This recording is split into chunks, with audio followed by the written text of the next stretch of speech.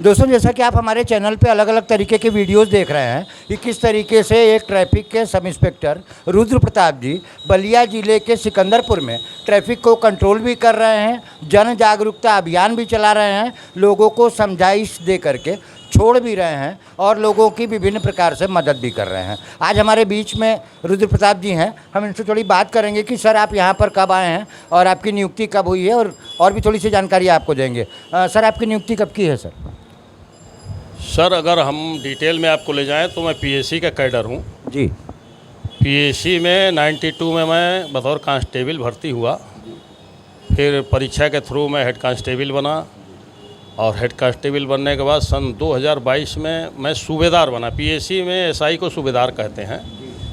और 2022 में ही ट्रैफिक निदेशालय द्वारा मांग आई थी कि नए टीएसआई बनाए जाने हैं, तो मैंने अप्लाई किया। फिर मैं टीएसआई में सेलेक्ट हुआ। 45 डेज़ ट्रेनिंग करने के बाद पहली पोस्टिंग मेरी 31 दिसंबर 2022 को बलिया में हुई। और फिर बलिया में 15 मार्च तक ड्यूटी करने के बाद फिर थोड़ा विस्तार किया गया, तो विस्तारीकरण में मुझे सिकंदरपुर से संबद्ध किया गया, सिकंदरपुर थाने से। और 16 मार्च से मैं सिकंदरपुर में ट्रैफिक की ड्यूटी कर रहा हूँ।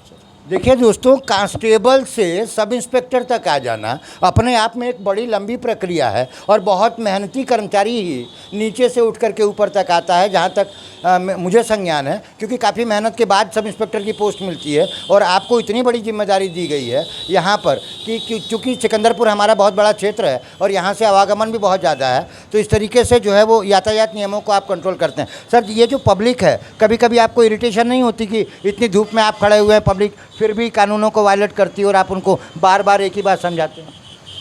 सर, मैं बलिया में था तो वहाँ भी मैं चालान की प्रक्रिया ही ज़्यादा करता था। सिकंदरपुर में भी मैं आया तो चालान की ही प्रक्रिया करता था। फिर धीरे धीरे मुझे ये रियलाइज़ हुआ, क्योंकि मैं जब डिटेल्स देखता था, जैसे किसी बाइक का फ़ोटो लिया, उसके डिटेल्स भरा और फिर उसके आरसी को खोल के चेक किया, तो देख रहा हूँ एक ही बाइक पर मैं 4-4 बार विदाउट हेलमेट का चालान किया हूँ और फिर भी वो नहीं लगा रहा है। तो ये रियलाइज़ हुआ कि इनके लिए चालान कोई मैटर नहीं करता है, लेकिन इनकी लाइफ तो जो है बेशकीमती है। हमें तो उसका ध्यान देना है। हमारी सरकार, हमारा निदेशालय बराबर जागरूकता के अभियान चलाते हैं। जागरूकता के पखवाड़ा आता है, सड़क सुरक्षा सप्ताह आता है। वो सिर्फ इसीलिए आता है कि अवेयरनेस से बेहतर कोई उपाय नहीं है।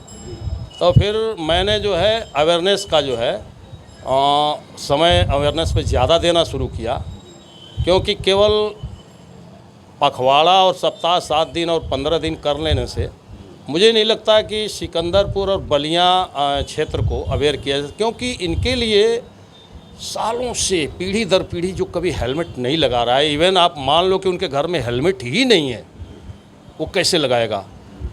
तो एक ही रास्ता है सर, जागरूक किया जाए, उनको उनके जीवन की कीमत बताई जाए, और शायद क्या उसका रिजल्ट भी मुझे मिल रहा है। मेरा यूट्यूब चैनल है, आप @रुद्र प्रताप मल के नाम से आप उस पर वीडियोज़ देख सकते हो कि कैसे लोग विदाउट हेलमेट थे और फिर हेलमेट लगा के जब मुझे मिले, बड़ी खुशी होती है सर कि जो चीज़ मैं चालान से नहीं कर पाया वो अवेयरनेस से संभव है। वाह, क्या बात है! जो चीज़ मैं चालान से नहीं कर पाया, सब इंस्पेक्टर साहब का कहना है, वो काम मैंने जन जागरूकता अभियान चला करके लोगों को समझा करके कराया।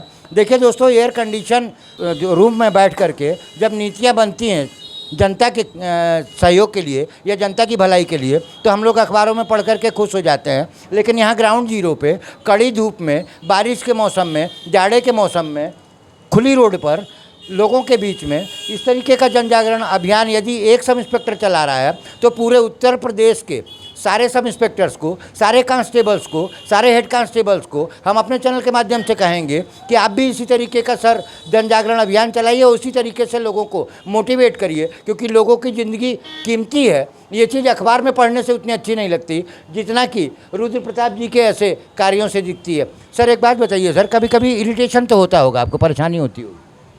इरिटेशन नहीं होता है, हंसी आती है। जैसे कल के डेट में मुझे एक बाइकर्स मिला, हेलमेट को लटका के आ रहा था, तो मैंने रोका और हेलमेट क्यों लटकाया इसका जवाब ही नहीं था उसके पास। हमने कहा कि जब तुम्हारे पास हेलमेट है तो इसे नीचे न लटका करके अगर सर पे लगाओगे तो दो चीज़ से सुरक्षित रहोगे, एक तो 1000 के चालान से बच जाओगे और दूसरे तुम्हारी लाइफ भी सिक्योर हो जाएगी। कभी दुर्घटना इन केस दुर्घटना का कोई समय नहीं होता, ना कोई मुहूर्त होता है, कभी भी अचानक ही होता है।